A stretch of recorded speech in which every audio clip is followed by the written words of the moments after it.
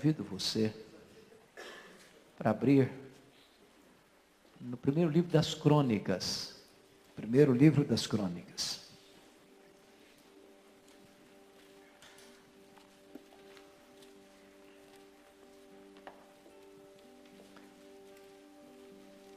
Vamos abrir no capítulo 4, por favor.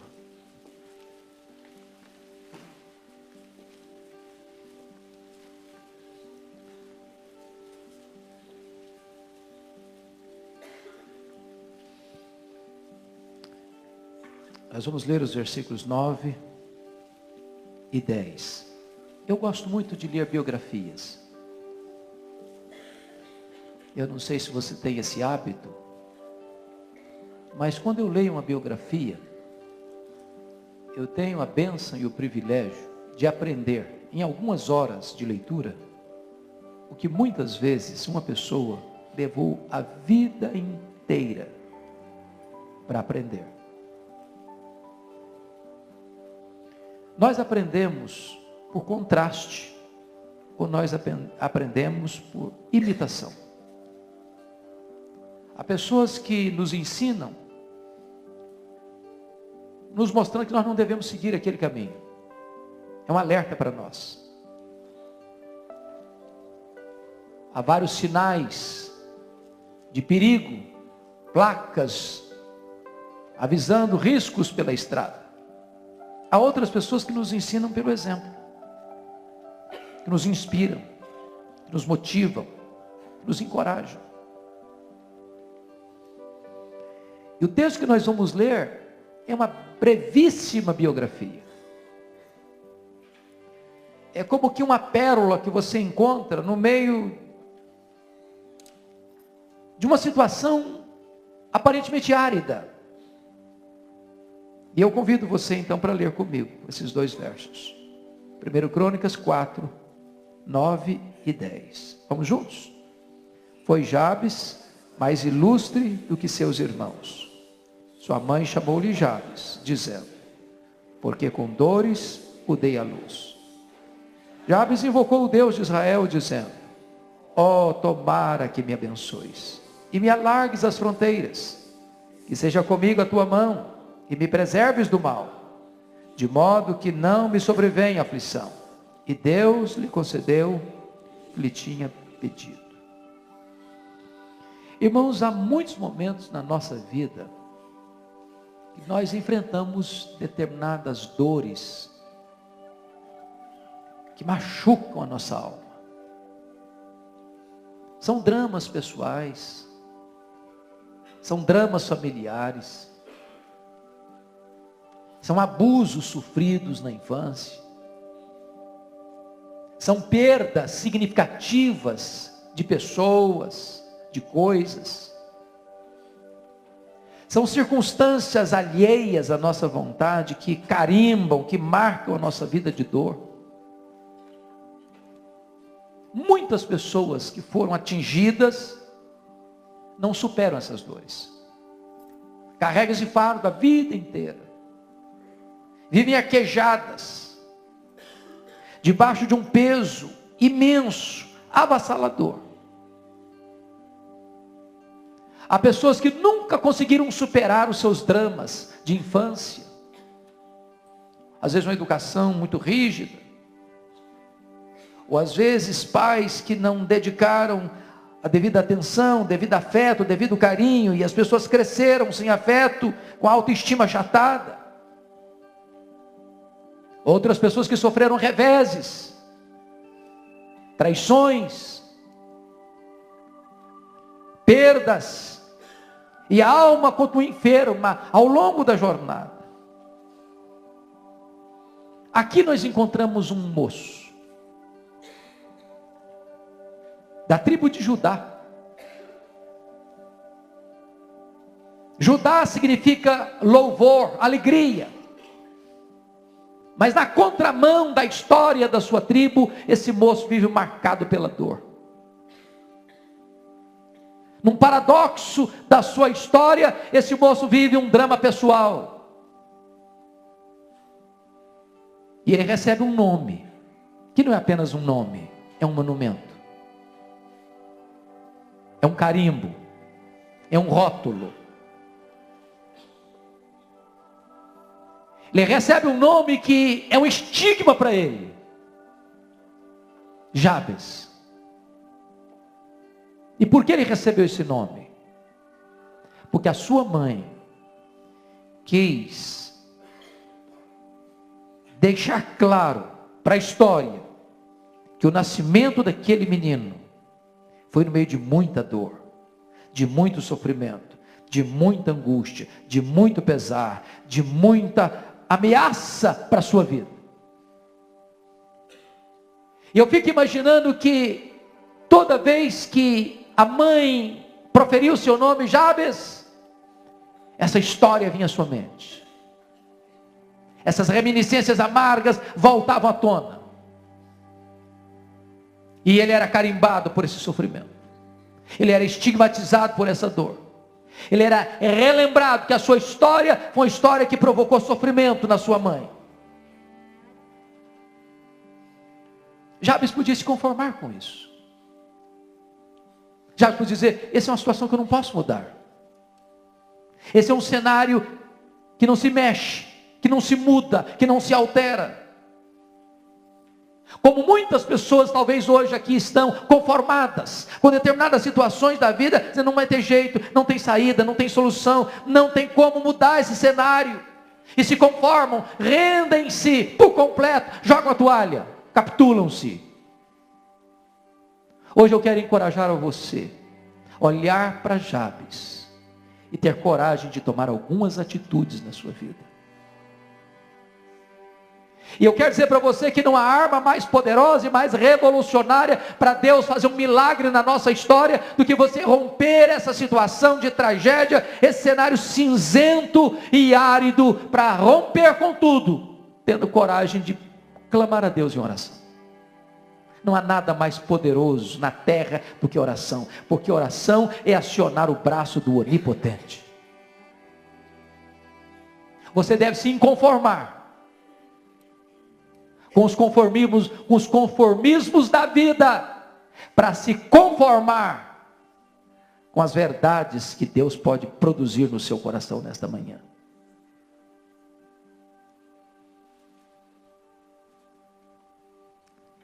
Esse moço, na sua oração, ele vai pedir 4 coisas para Deus.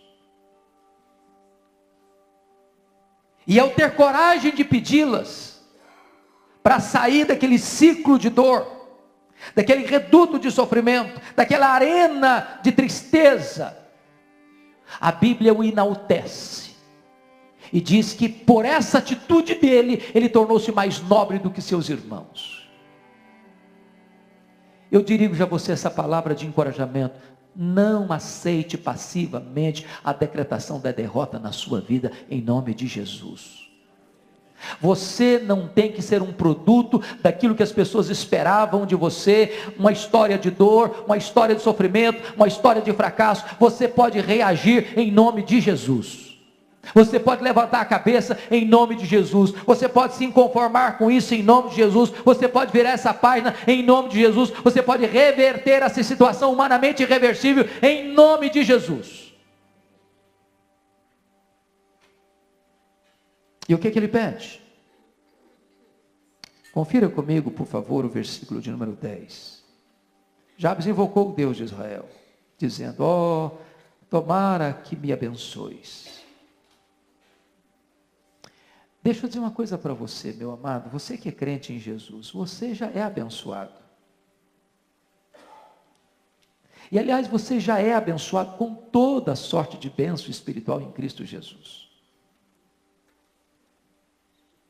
Mas há determinadas bênçãos, irmãos, que não são apenas a expressão desta bênção espiritual. Significa o seguinte: você é salvo, se você creu em Jesus, você vai morar no céu com Jesus, você tem seu nome escrito no livro da vida, o Espírito Santo habita em você. Mas você há de admitir comigo que há muitos crentes salvos, habitados pelo Espírito, selados pelo Espírito, têm o nome escrito no livro da vida, mas que caminham pela vida gemendo e chorando. Talvez você seja um deles. Há muitos crentes que estão adoecidos emocionalmente. Há muitos crentes que estão deprimidos espiritualmente. Há muitos crentes que estão murchos, áridos, porque aquela dor que pulsa lá dentro do peito, que não é compartilhada com o amigo mais íntimo, está lá latejando, pulsando. Isso não tem a ver com a sua salvação. Isso tem a ver com uma vida plena que Cristo quer te dar agora, enquanto você caminha rumo à glória. Esse moço da tribo de Judá, que recebe um estigma em seu nome, uma marca de dor na sua história. Quando alguém quer escrever a sua história, você vai ser um monumento de dor, você vai ser uma lembrança de sofrimento, você vai ser carimbado por essa história dramática que viveu sua família. Não tem como fugir dessa situação. Esse moço diz: meu Deus, eu não quero ser esse produto, eu não quero continuar essa história de dor. Eu preciso da tua bênção, Deus. Eu preciso da tua bênção, eu preciso virar essa página, eu preciso começar uma nova história. Meu Deus, me abençoe. Eu não quero ser assim, eu não quero viver assim, eu não quero ser esse produto que eles esperam de mim. Alguém que tem que viver uma história de dor. Meu Deus, eu preciso da tua bênção.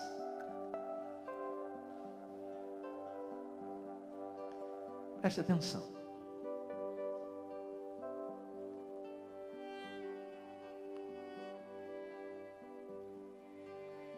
O que esse moço está pedindo? Ele está pedindo a bênção de Deus. Me lembra da história do Jacó. Lembra do Jacó? Houve um dia que Jacó trava uma luta com Deus. Aliás, Deus trava uma luta com ele. E o Jacó resistindo. Sabe por que ele está resistindo? Porque não quer mudar. Irmãos, tem hora que nós até nos conformamos a tal ponto com os nossos problemas, que nós não queremos deixá-los. Por isso Jacó luta, força com força, destreza com destreza, poder com poder, até que Deus, o anjo de Deus, o próprio Deus pré-encarnado, naquela grande batalha com Jacó, desarticula-o, toca na articulação da sua coxa. Jacó se sente frágil, vulnerável, e ele se agarra ao Senhor e diz para o Senhor: eu não te deixarei ir se tu não me abençoares. E então o Senhor pergunta para ele: qual é o teu nome? Será que Deus não sabia o nome dele? Será que Deus estava lutando com um incógnito, com um desconhecido? Por que a pergunta?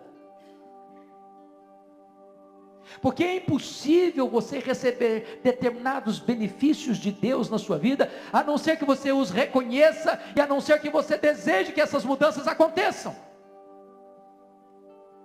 Qual é o teu nome? E ele respondeu: Jacó. Sabe o que significa Jacó? Trapaceiro, mentiroso, enganador. Aquilo não foi uma resposta, aquilo foi uma confissão.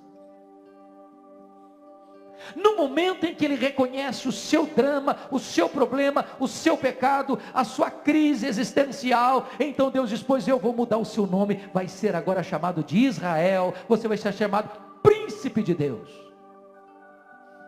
Eu quero encorajar você nesta manhã, em nome de Jesus, de deixar a sua história de dor e hoje assumir uma nova postura, uma nova identidade, como um príncipe e uma princesa de Deus.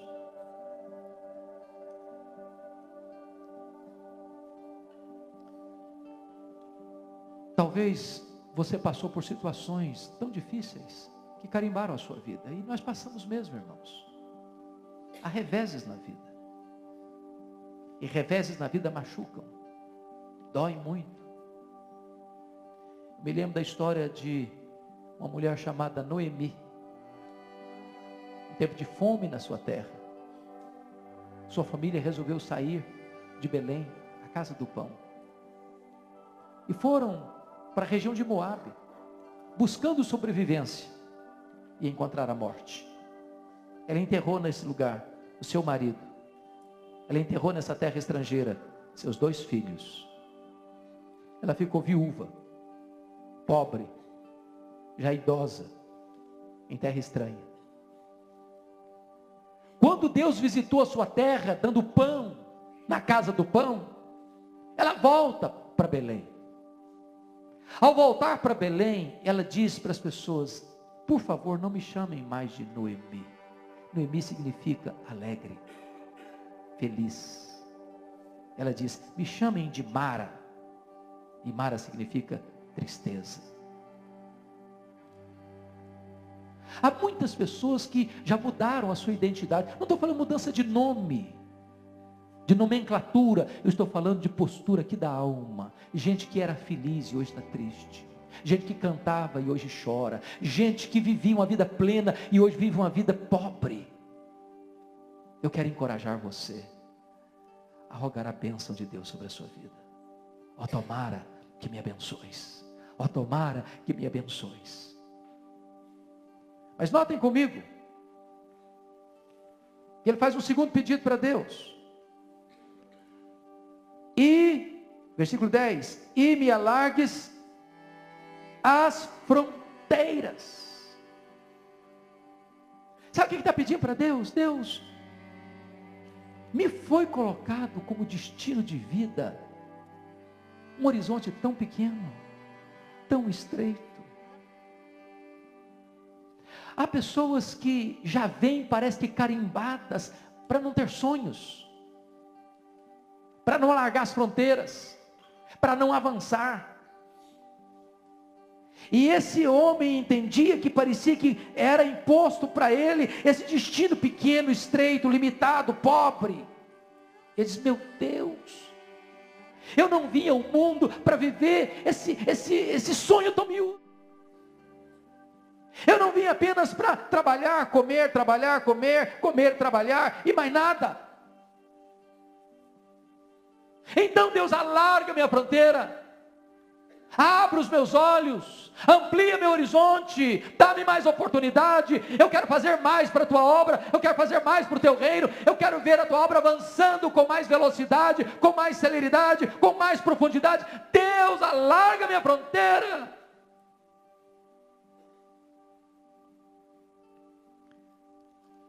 Quando eu vejo o pastor Arival,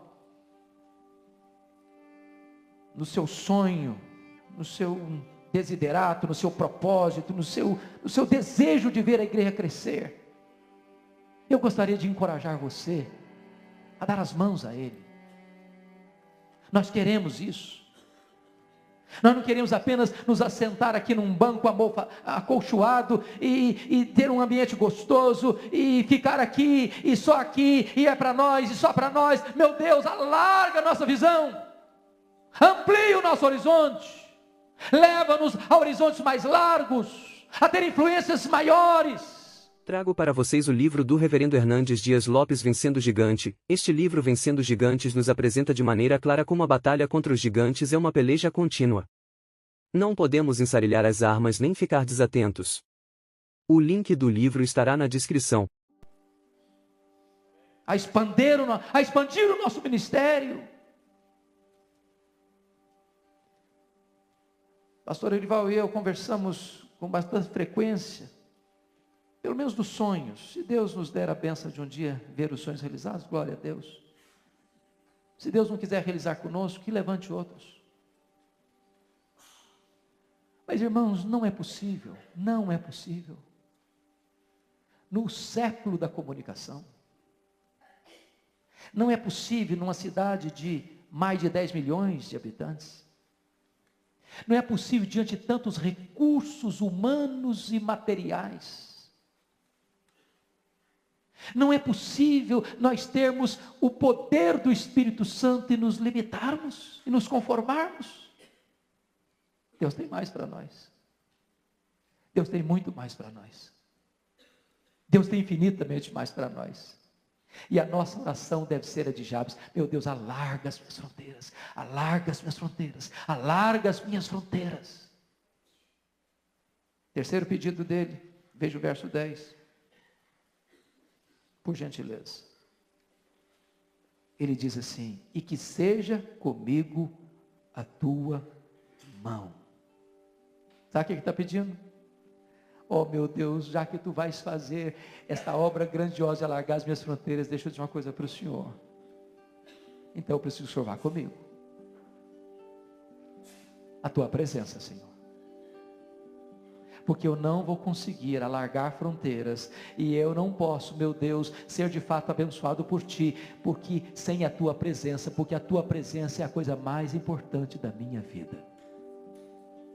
Ontem eu estava pregando na inauguração de um templo aqui em São Paulo. Eu gostei do que o pastor disse, um templo bonito. Ele disse: isso aqui gastou-se muito dinheiro para fazer. Ficou tão bonito. Mas isso aqui é nada sem a presença de Deus. Nada. Você e eu não podemos ir a lugar nenhum se Deus não for conosco. Não há vitória na nossa vida se Deus não for conosco. Sabe qual foi a grande angústia de Davi ao pecar contra Deus? Sabe qual foi a oração mais pungente da alma de Davi? Ele diz assim: meu Deus, não retires de mim o teu Santo Espírito. Porque se Deus se apartar de nós, irmãos, nós fracassamos.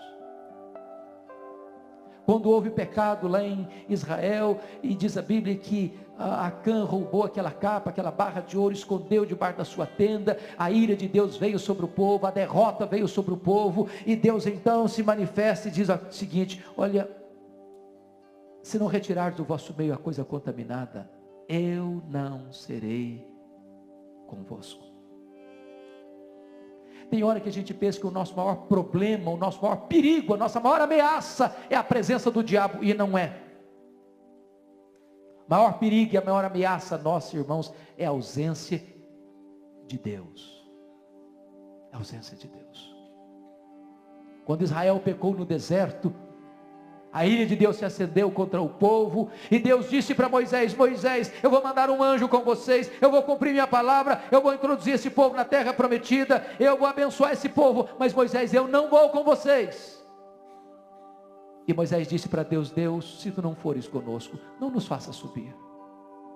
Um anjo é maravilhoso, a terra prometida é maravilhosa, mas anjo e terra prometida sem a tua presença não tem valor para nós. Nós precisamos é da tua presença.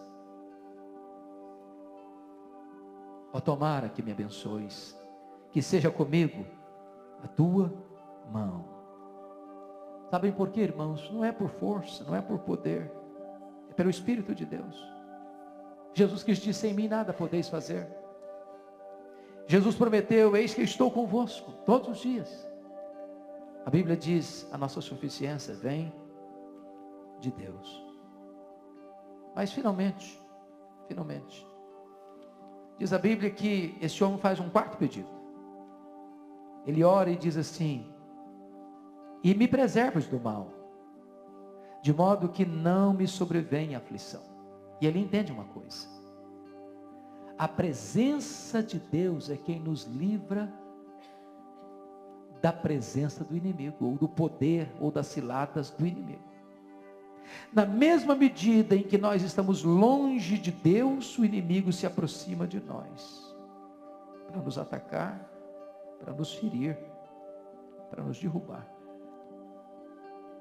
E notem que na contramão dessa tendência tola, que muitas vezes se comete hoje, de invocar o diabo, de dar valor ao diabo, de conversar com o diabo, esse homem está pedindo: Deus, livra-me do maligno.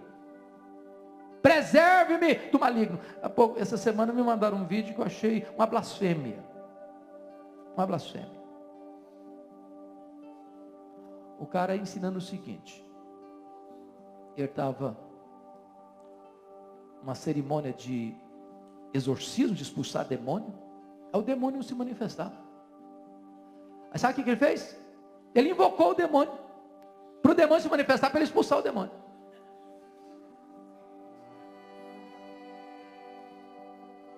Isso não é apenas tolice, isso é blasfêmia. Nós não devemos invocar o demônio, nós não devemos conversar com o demônio, nós não devemos valorizar o demônio. Nós temos que orar e dizer como Jesus nos ensinou: Senhor, livra-nos do maligno, livra-nos do mal.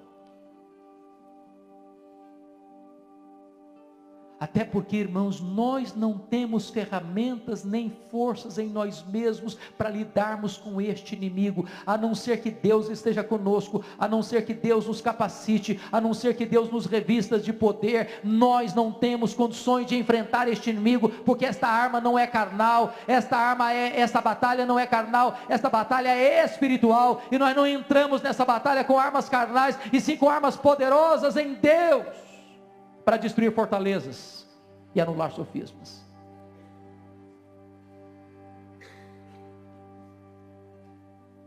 Sabe qual foi a resposta? Qual foi o resultado disso? Versículo 10 diz: e Deus lhe concedeu o que lhe tinha pedido. Deus responde a oração. Deus atende o clamor do seu povo. Deus faz. E a minha oração é que hoje você que veio aqui possa colocar diante de Deus a sua causa, a sua luta, a sua dor, o seu drama. Cada um de nós tem um ponto que precisa ser tocado por Deus. Talvez coisas tão íntimas, tão profundas, que você não admite nem diante do espelho, que só o Espírito Santo sonda, só o Espírito Santo conhece. Mas você hoje entende: Deus, eu preciso de um toque teu, de uma obra tua, de um milagre teu, de uma libertação tua, de uma manifestação da tua graça nessa área da minha vida, Senhor. Põe-se diante de Deus. E diz a Bíblia que aquilo que parecia impossível acontece. Deus atendeu o pedido de Jabes. Deus está aqui. E Ele é o Deus que fala. E Ele é o Deus que ouve a oração. Ele é o Deus que escuta o clamor do aflito. E eu quero encorajar você a nesta hora apresentar nas mãos de Deus, no altar de Deus, esta causa. Por favor, feche os seus olhos. Curva a sua fronte.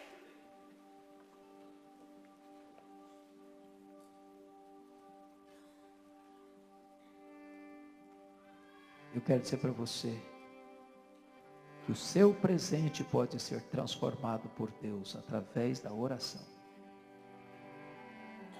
Que Deus é fiel para responder a sua oração. Que você pode desejar mais de Deus sobre a sua vida.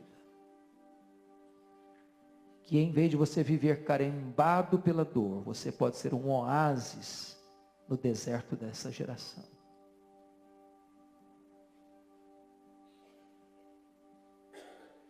Eu quero orar por você. Eu quero orar com você. E se você hoje quer apresentar a sua vida, a sua causa a esse Deus, por favor, onde você estiver, ponha-se em pé. Se você quer isso, anseia por isso, eu vou orar por você aí no seu lugar.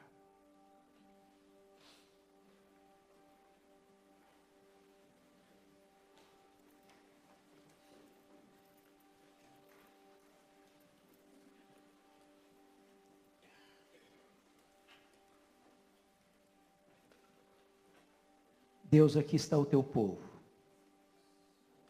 Povo remido. Povo salvo. Povo que tem o nome no livro da vida. Povo selado com o Espírito Santo da promessa. Mas um povo que, enquanto caminha por desertos, por vales, por terrenos às vezes cheios de espinho. E muitas vezes os reveses da vida nos machucam. E sofremos, e choramos, e sangramos, e ficamos abatidos, meu Deus. Porque a nossa história, tantas vezes, é uma história de dor. A história que foi imposta a nós, muitas vezes, está carimbada pelo sofrimento.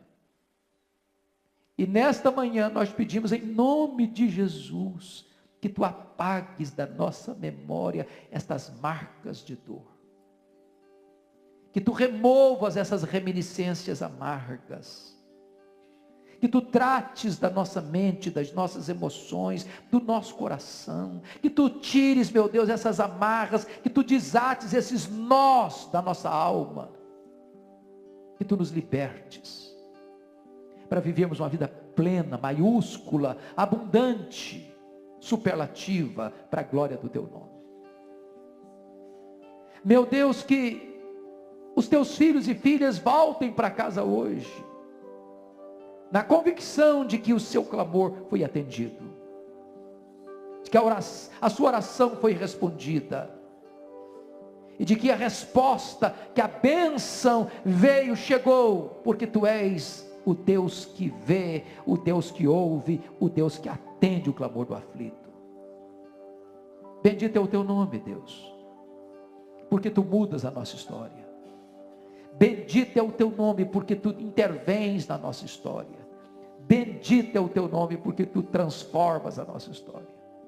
E nós Te pedimos que seja assim na vida dos Teus filhos e das Tuas filhas, aqui nesta manhã, para o louvor da Tua glória, em nome de Jesus. Aleluia. Amém.